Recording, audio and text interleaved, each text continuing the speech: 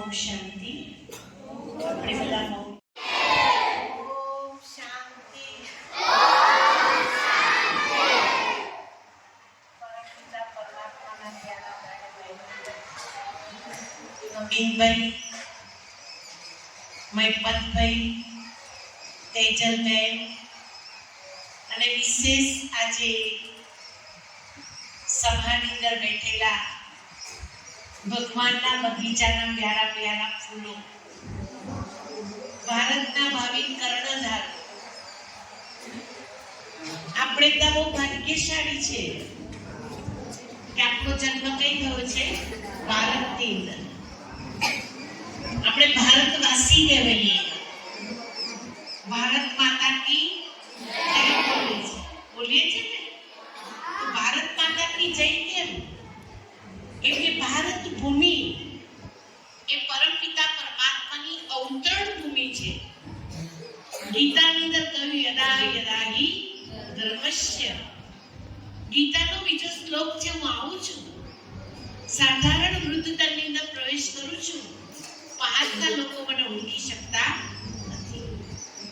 સ્વયં ભગવાન સૃષ્ટિ પર દિવ્ય અવતરણ થાય છે, એની યાદગાર છે મહાશિવરાત્રિ.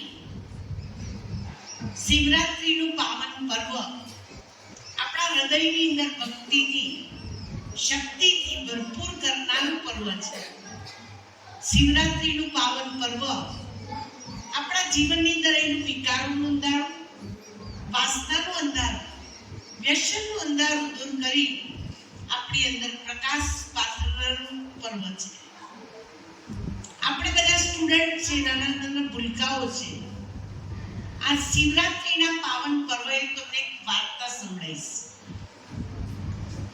એક વખતે એક પારધી જંગલની અંદર શિકાર કરવા જાય છે.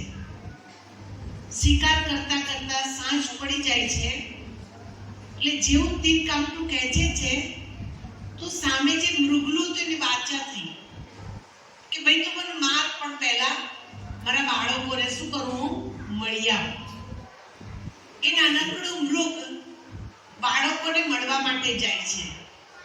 આ બાજુ પારધી જંગલમાં હોય છે. જંગલમાં જંગલી જાનવરો બહુ હોય, એના ડરથી એક ઝાડ ઉપર ચડી ગયો. એ ઝાડ હતું બીલી પત્રનું, જે આપણે પવિત્ર શ્રાવણ માસની અંદર ગૌરી વ્રતની અંદર શિવજીની પ્રતિમા ઉપર આપણે 3 પાના જે ચડાવીએ છીએ ને, એ બીલી પત્રનું ઝાડ હતું. એ ઉપર ચડી ગયો અને ઉપર ચડી પેલા મુગરાની રાહ જોવા માટે જોવે કે મૃગલું આવ્યું કે નહીં આવ્યું. એને 4 પોર આમ દાળખા ખસેડ્યા તો નીચે જૂનું પુરાણું શિવલિંગ હતું, જે એને બિલકુલ ખબર નથી કે નીચે શિવલિંગ છે. 4 પોર ભૂખ્યા રહીને શિવલિંગ ઉપર જે બેલપત્ર ચડ્યા. બીજી બાજુ મુગલું સવાર થઈ ત્યાં ઝાડ અગર આવે છે ને કહે છે, હું આવી ગઈ, હવે તું મને સ્વીકાર કર. એટલે અંતરિક્ષમાં વિમાન આવે છે અને અંદર અવાજ આવે છે, હે પાર્થી, તું 2 દિવસનો ભૂખ્યો અને આ આખી રાત તે જાગરણ કરી અને 4 પોર તે શિવલિંગ ઉપર બીલી પત્ર ચડાયા. જે પેલા બાળકને તો, પેલા પારધીને તો બિચારાને ખબર પણ નથી કે નીચે શિવલિંગ છે. અજાણતાથી કરેલી શિવ પૂજાની મહિમા કેટલી ઊંચી છે. એના માટે અંતરિક્ષનો વિમાન આવ્યો કે ચાલ, હું તને ભગવાનની પાસે લઈ જાઉં, સ્વર્ગમાં લઈ જાઉં. પેલા હરણાને પણ કહ્યું કે તું નષ્ટો મોહા બની. આપણને કોઈને કહું હોય કે આ જગ્યાએ તમારું મોત છે તો આપણે જઈશું? એ મૃગલું તો સામે ચાલીને ગયું. એને પ્રોમિસ આપી હતી કે હું મારા પરિવારને મળીને આવું. તો એ નષ્ટો મોહા બની, મોહ રહ્યો નહીં. તો એના માટે પણ શું આવ્યું? પુષ્પક વિમાન. આ વાર્તા આપણા ભારતના પ્રાચીન ગ્રંથોની અંદર છે. ભારતની અંદર કહેવામાં આવે છે કે જે તમે કર્મ કરો છો એનું ફળ તમને તમને મળે. સારું કર્મ કરો તો સારું ફળ, ખોટું કર્મ કરો તો ખોટું ફળ. મહાશિવરાત્રીનું પાવન પર્વ આજ આપણને બધાને એક ઇશારો આપે છે કે આજથી તમે બધા એટલા ડાયા ડમરા બની જાઓ.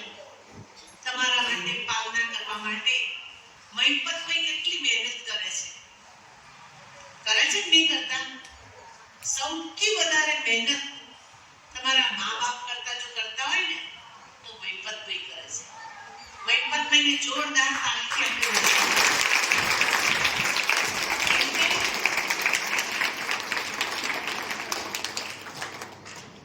એમની તો પોતાની દીકરીઓ કે દીકરા છે નહીં, પણ પોતાના દીકરા દીકરીની જેમ તમને શું કરે છે?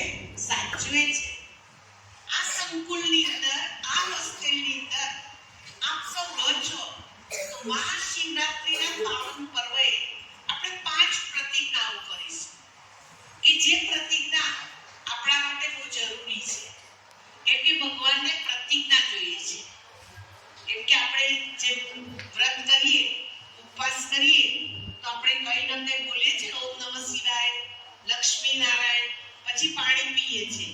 તો મહાશિવરાત્રીના પાવન પર્વે આજ ભગવાનના હેપી બર્થડે ની અંદર તમારે ગિફ્ટ આપવાની છે. તમે બધા ગિફ્ટ આપો છો કે નહીં આપતા? કોઈનો બર્થડે હોય છે તો આપો છો ને? તો આ ભગવાનનો જન્મ દિવસ છે. ભગવાન ધરતી પર આવ્યા શા માટે?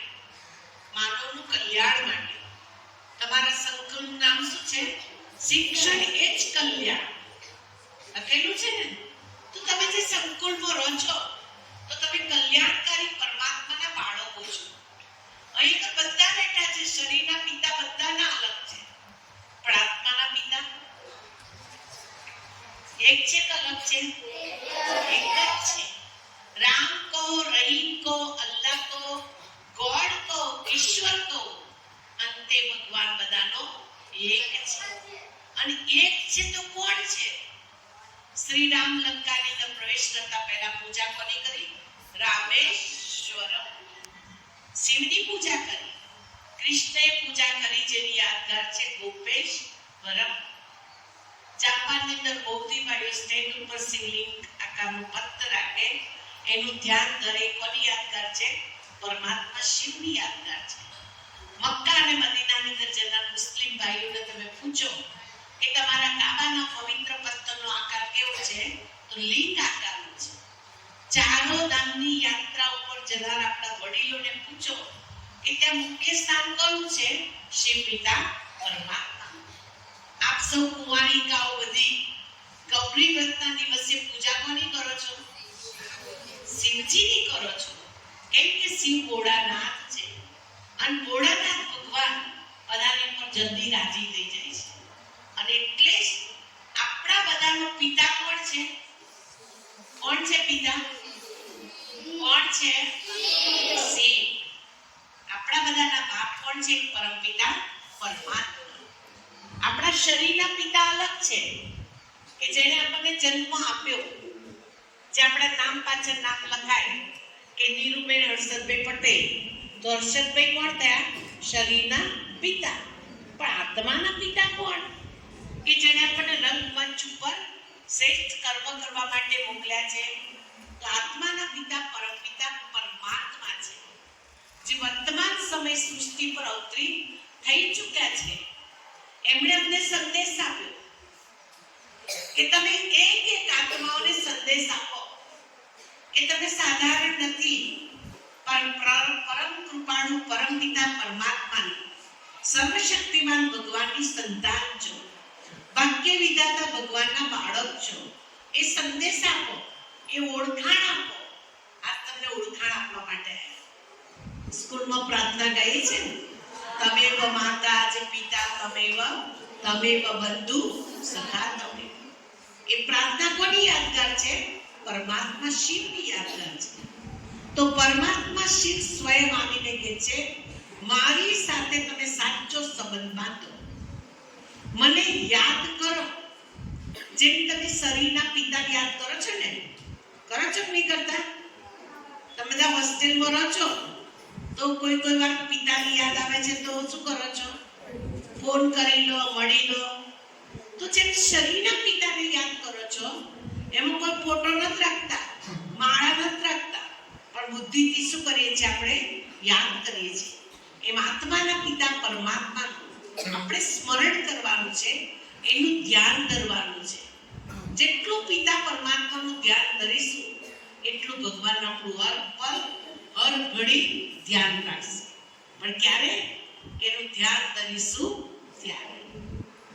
ભગવાન સ્વયં આવીને કહે છે, મારા વાલા બાળકો, આ સૃષ્ટિ પર અવતરિત થઈ આપ સૌના જીવનને દિવ્યતાથી ભરપૂર, ખુશીથી ભરપૂર, પવિત્રતાથી ભરપૂર, આનંદથી ભરપૂર કરવા માટે ગીતા જ્ઞાન અને રાજયોગ શીખવાનું છે.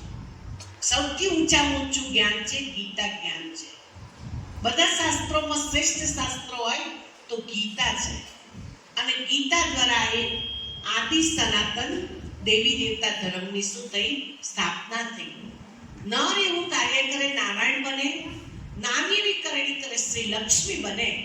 આટલું સત્ય શ્રેષ્ઠ જ્ઞાન ભગવાન ધરા ઉપર આવીને શું કરે છે? આપે છે. અને એટલે જ કલ્યાણકારી ભગવાન આપ સૌનું કલ્યાણ કરવા માટે, તમારું કલ્યાણ થયું છે તો કલ્યાણ સંકુલમાં રહો છો, રચક નહીં રહેતા. અને જો ભગવાન વધારે કલ્યાણ કરવા માંગે છે, તમારો ઉદ્ધાર કરવા માંગે છે, તમને ઊંચા સિંહાસન પર બેસાડવા માંગે છે, તમને સમુદ્રના શિખરો સર કરવા માંગે છે, તમને ખુશીઓથી ભરપૂર કરવા માંગે છે, તો ભગવાન આ ધરા ઉપર આવી બધા બાળકોની પાસે એક અપેક્ષા રાખે છે. એ મારા વાલા બાળકો, તમે બીજું કશું જ નહીં, તમારા શરીરને ભૂલી જાઓ, સંબંધોને ભૂલી જાઓ, તમારા ધર્મને ભૂલી જાઓ, તમે ફક્ત મને એકને યાદ કરો. મીરાબાઈ હંમેશા કહેતા હતા, મેરે તો ગિરધર ગોપાલ દુસરા ન કોઈ. એમ આજથી તમે ભગવાન શિવને પોતાના બાપ બનાવી દો. પરમાત્મા કોના છે? પિતા કોના છે? તો આપણા છે, મારા છે. શિવ ભગવાન કોના છે? મારા છે. જે દિવસે ભગવાનને તમે મારા બનાવી દીધા ને, તમે જે ઈચ્છા રાખશો એ બધી ઈચ્છા તમારી શું કરશે? પૂર્ણ કરશે. પણ ક્યારે? દિલથી ભગવાનની સાથે કનેક્શન જોડશો ત્યારે. અહીં લાઇટ ફિટિંગ ફૂલ છે, પણ મેઇન પાવર હાઉસ સાથે કનેક્શન ના થાય તો લાઇટ મળે નહીં. એમ આપણું કનેક્શન ભગવાન જોડે જોડાય તો ઓટોમેટિકલી ભગવાનની શક્તિઓ, ભગવાનના ગુણ, ભગવાનના ખજાના એ આત્માને પ્રાપ્ત થાય. તો આપ સૌના જીવનની અંદર મહાશિવરાત્રિના પાવન પર્વએ આપનું જીવન ખુશીઓથી ભરપૂર થાય, આપની જ્યોતિ જાગી જાય અને આપનું અંધારું દૂર થઈ જાય. આપનું અંધારું દૂર થઈ જાય. કેમ કે સ્કૂલમાં ભણો છો તો ગાઓ છો, ઊંડે અંધારેથી પ્રભુ પરમ તેજે તું લઈ જા. ઊંડા અંધારાથી ભગવાન પરમ તેજ તરફ લઈ ગયા છે. તો આજે આપણે થોડી પ્રતિજ્ઞાઓ કરીશું અને થોડા નારા પણ બોલાઈશું. બધા એક હાથ તમારો આમ રાખવાનો, ડાબો હાથ, અને જમણો હાથ આગળ લાંબો કરવાનો. આજથી હું મારા જીવનમાં ક્યારેય કોઈને દુઃખ આપીશ નહીં. આજથી હું સત્યને આચરણમાં લાવીશ. આજથી જે નાની મોટી કુટેવ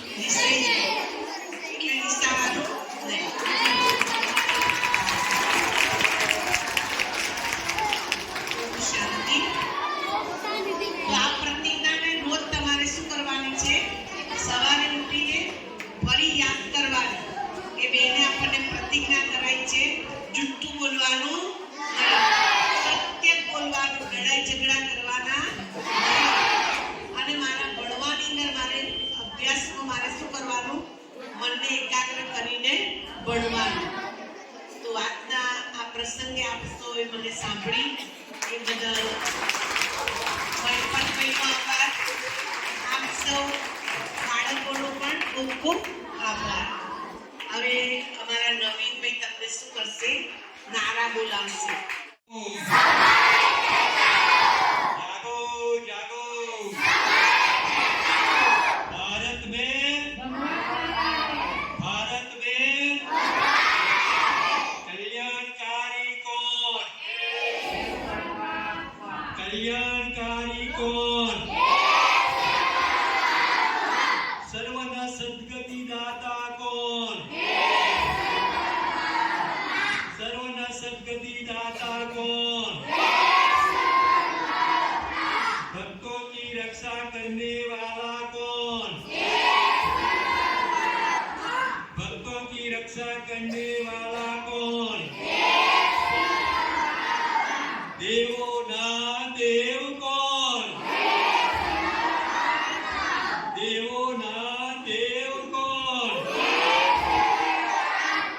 જોઈ શું રહ્યા છો?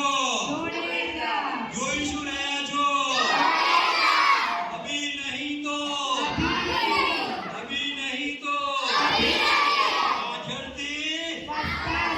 पाछळથી मुक्ति जीवन मुक्ति दाता कौन? नर को स्वर्ग बनाने वाला कौन? ओम शांति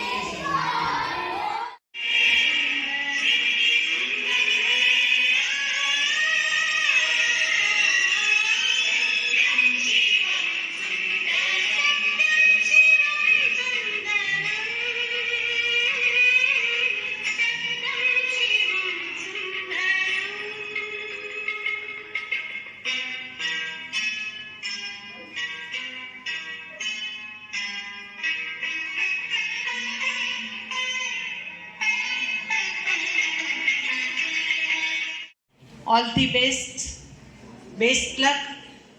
પરીક્ષા હોલ એ આપણા આખા વર્ષની મહેનતનું રિઝલ્ટ આપવાનો હોલ છે. એ હોલમાં પ્રવેશ કરો તો તમે તમારા ઈષ્ટદેવને સાથે રાખી તમે એકાગ્રતાથી જે ભણ્યા છો એને સ્મૃતિપટ ઉપર લાવવાનું છે. ધારો કે ગણિતનું પેપર છે તો આખા વર્ષ દરમિયાન જે આપણે ગણિતમાં અભ્યાસ કર્યો તે વખતે યાદ કરવાનું છે. પરીક્ષાના સમયે કોઈ ડર રાખવાનો નહીં, કોઈ ભય રાખવાનો નહીં, નહીંતર પેપર આપણા શું થાય? બરોબર જાય નહીં. અને પરીક્ષા હોલની અંદર આપણે પેપર આવતાની સાથે જે સહેલા પ્રશ્નો હોય એ પહેલાં પૂરા કરી દેવાના અને છેલ્લે અઘરા પ્રશ્નોને શું કરવાના? લેવાના, કે જેથી આપણું માઇન્ડ ડિસ્ટર્બ ના થાય. ઘણા વિદ્યાર્થીઓ પહેલો પ્રશ્ન અઘરો લઈ લે એટલે છેલ્લે સહેલા પ્રશ્નો શું થઈ જાય? છૂટી જાય. પણ પહેલા જે આવડતા પ્રશ્નો હોય એને પહેલા શું કરી દેવાના? લખી લેવાના. અને આપણા મન અને બુદ્ધિને સવારથી કમ્પ્લીટલી એટલે પ્રિપેર કરવાના કે મારી પરીક્ષાની અંદર મારો અવ્વલ નંબર હશે, ફર્સ્ટ નંબર હશે, મેં અભ્યાસ કર્યો છે, મેં મહેનત કરી છે, એનું રિઝલ્ટ મને અવશ્ય ભગવાન આપશે. માટે જે દીકરા ને દીકરીઓ છે બોર્ડની અંદર જવાવાળા બધા બાળકોને ભગવાન તરફથી આપ સૌને ઓલ ધી બેસ્ટ છે. આપનું પેપર ખૂબ સુંદર જાય એવી શુભભાવના અને શુભકામના છે. બાકી બધા વિદ્યાર્થીઓની પણ માર્ચમાં એક્ઝામ છે એટલે માર્ચની એક્ઝામની અંદર કે એપ્રિલની એક્ઝામની અંદર આપ સૌ વિદ્યાર્થીઓને પણ ઓલ ધી બેસ્ટ છે. એડવાન્સમાં બેસ્ટ લક છે. बाबा तुम्हारी साथे જ છે. ईश्वर अपने साथ है तो डरने की क्या बात है. सदा सफलता साथ है.